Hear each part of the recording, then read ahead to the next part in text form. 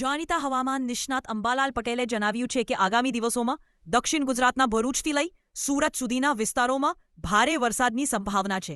ખાસ કરીને દરિયાકાંઠા અને નદીકાંઠા વિસ્તારોમાં વરસાદના કારણે નાની નદીઓમાં પૂરની સ્થિતિ સર્જાઈ શકે છે.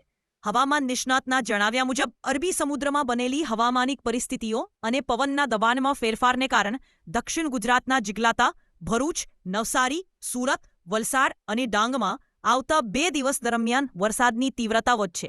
પટેલે ખેડૂતોને અને નાગરિકોને સાવચેત રહેવાની સલાહ આપી છે. ખાસ કરીને નદીકાંઠા અને નીચાણવાળા વિસ્તારોમાં રહેનાર લોકોએ પાણીની સપાટી પર નજર રાખવી જરૂરી છે.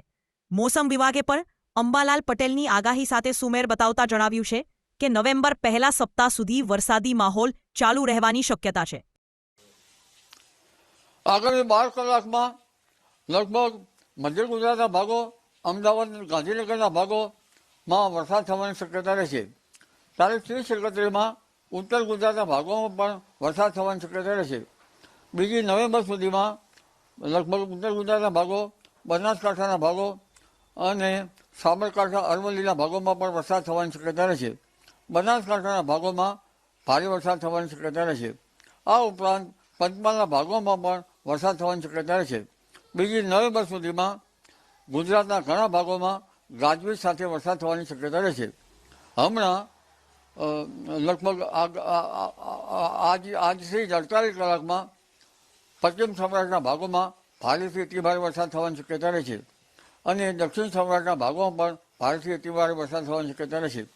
સૌરાષ્ટ્રના અન્ય ભાગોમાં પણ કેટલાક ભાગોમાં ભારે વરસાદ થવાની શક્યતા છે. ઉત્તર સૌરાષ્ટ્રના ભાગોમાં પણ વરસાદ થવાની શક્યતા છે.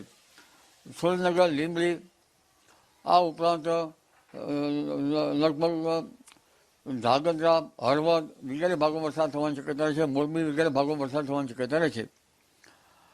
પરંતુ દક્ષિણ ગુજરાતમાં તારીખ 2 નવેમ્બર સુધીમાં ભારે વરસાદ થતાં નાની નદીઓમાં પૂર